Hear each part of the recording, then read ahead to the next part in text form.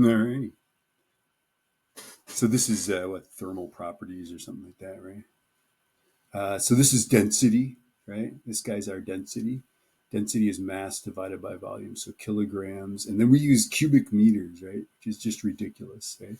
So the density of water is 1,000 kilograms per cubic meter at some temperature, right? Okay. This is in an ideal gas, right? This is the kinetic energy of a particle, right? And this temperature, whenever you see temperature all by itself, it's not a change in temperature, not a difference in temperature, but temperature. So here, right? And here, and where's my cursor there? And here, okay? That is kelvins. Don't forget to use kelvins, okay? Right? Remember, kelvins are just degrees Celsius plus 273.15. IB doesn't do the 1.15, but I can't help myself.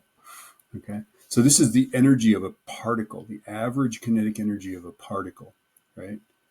Which is, by the way, the RMS energy. Yeah. Anyway, the root of the mean of the square.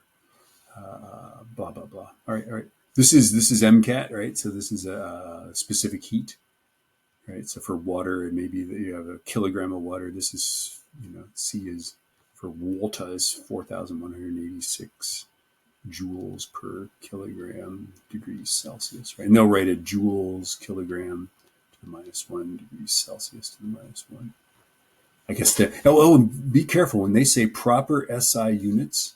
If they say indicate the specific heat and indicate the proper SI units, you have to write the fractions as negative exponents like that.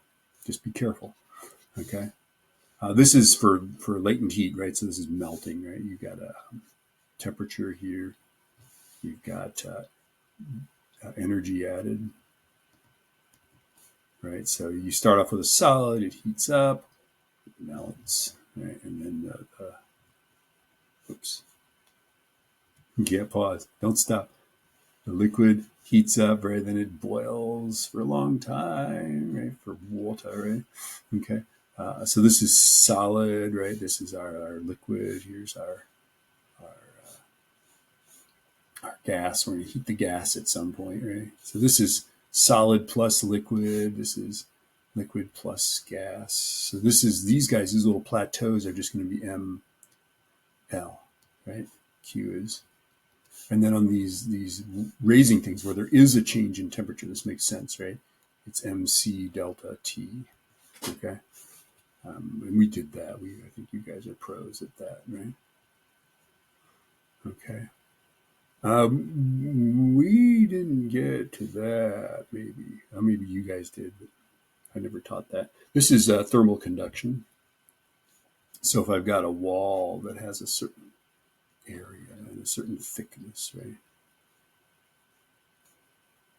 Just imagine that I've got a wall in my house like this, right? It's got a certain thickness. And then there's a difference in temperature. There's a cold temperature, a hot temperature, right?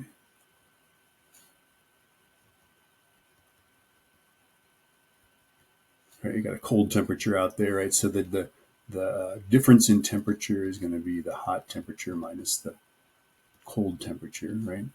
Okay, and so this thing really right here, this fraction is the thermal gradient. It's the degrees Celsius changed over the distance, right? And then the area of this thing, the frontal area, that's that. This is our conductivity, right? And then this is the rate at which heat flows, okay? So the rate that the heat flows is the conductivity, and you want that to be low if you want an insulator, right? Times the area, right? So the bigger the area, the faster the heat flow. The bigger the conductivity, the faster the heat flow. The bigger the temperature difference, the faster the heat flows. And then the thicker the material that's insulating, the slower the heat flows, right? So that should make sense. This is our luminance, right? So if we've got a star, right, we've got the area, the surface area of that star is 4 pi r squared for the star, right? So we've got an area, right? We've got the Stefan Boltzmann constant. Okay, you can look that up in the data packet. And then this is our absolute temperature. That's kelvins.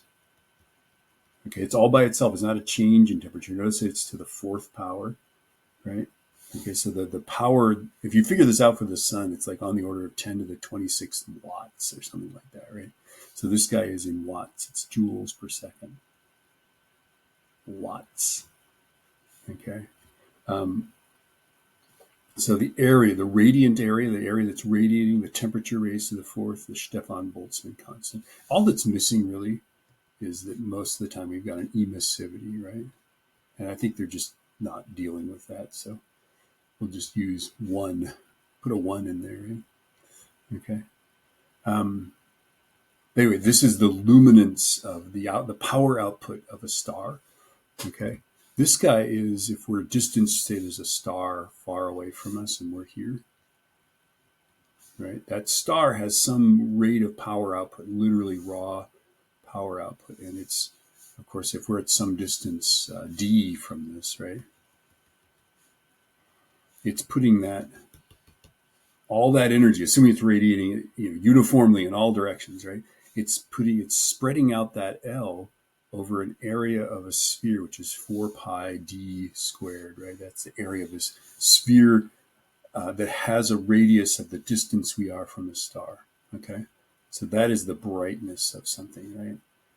And then, we actually use absolute magnitude scales, and we make a logarithmic scale out of this in astronomy, but I don't think we need to worry about that, right? So literally the watts per square meter, right? That's what this is the actual watts that the star has put out over the total area of the sphere that has a radius that's equal to the distance we are from that star.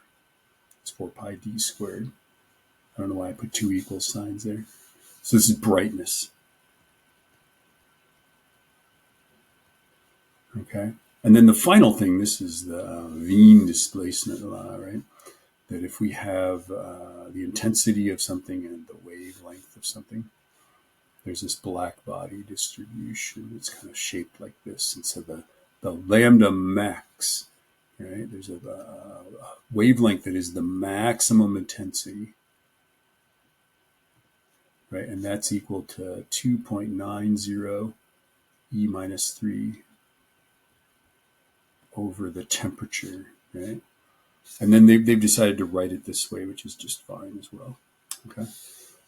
This is the way I think about it, right? So the hotter the temperature, the smaller that lambda max is, right? And so stars, if you look up in the sky, you see a really blue-looking star. That's a hot star. Okay. If you look up at Betelgeuse, which is actually a red giant, it's only bright because it's not because it's hot, but it's bright because it's just giant. Okay. It looks reddish. So that's a relatively cool star. And of course, our star is just perfect. It's got this perfect brightness and color to it that centers right in the middle of the visible light spectrum. Right? That's kind of interesting, isn't it? We can see light that's the most predominant light that the star puts out. I think that's all there is to say about those.